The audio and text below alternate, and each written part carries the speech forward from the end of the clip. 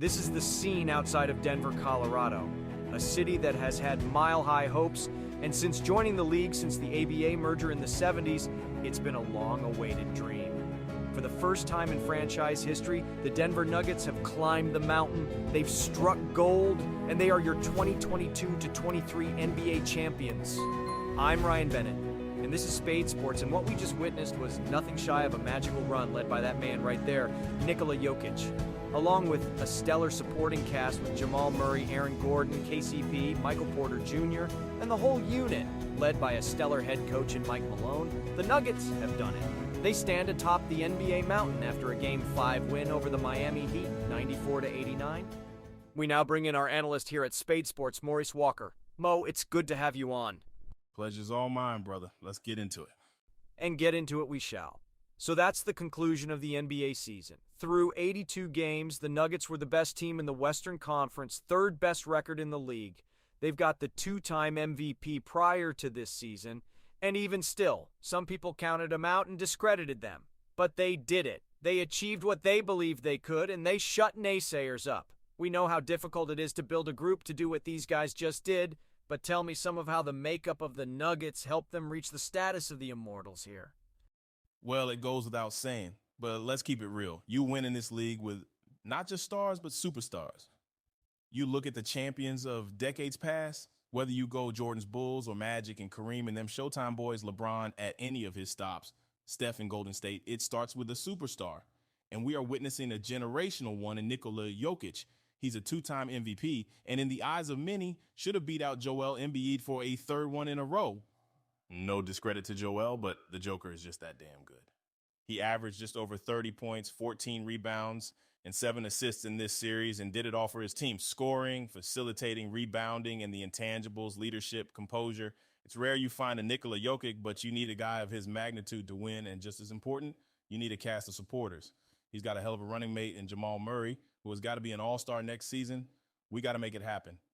They've got guys like Aaron Gordon, Michael Porter Jr., KCP, Bruce Brown, Christian Braun.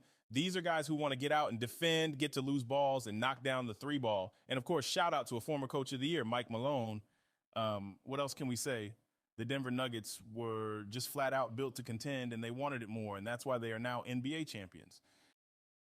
And let's talk about Nikola Jokic. Obviously, it was an all-in effort, but you talked about the MVPs. He adds a finals MVP here to his resume and a ring. Where's the Joker now in the discussion of the all-time great centers and really all-time greats, period? Well, it seems he's just climbing every day. I've been saying since after his second MVP, he was a top 10 center, and people thought that was a bit premature. Now it's being argued he's top 5. I'm not sure he's top 5 yet when you got guys like Kareem, Wilt, Shaq, Hakeem, Bill Russell, but he's right on the cusp. In terms of all great players, I see an argument where he enters the back end of the top 20, if not now, then for sure by the end of his career. This is the all-time leader in triple-doubles for a center, the NBA's first point center who just added a ring to his legacy. There ain't too much more you can ask of the Joker. Now on the other side, you've got the Eric Spoelstra-coached Heat.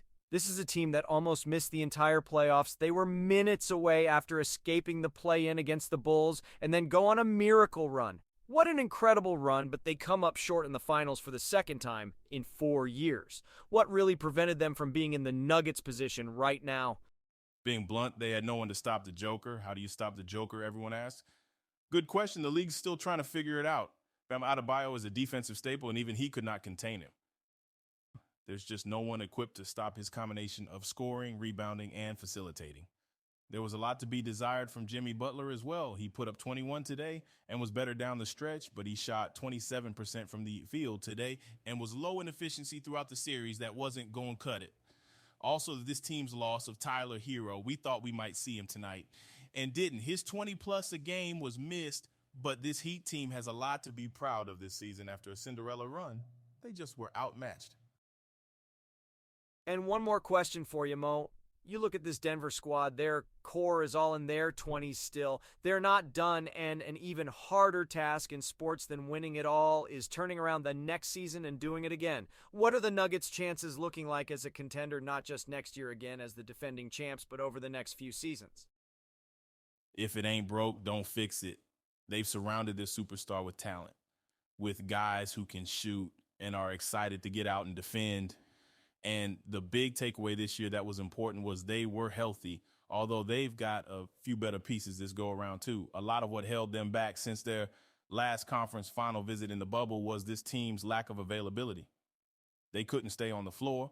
They found health this year, and with their talent, they also found success.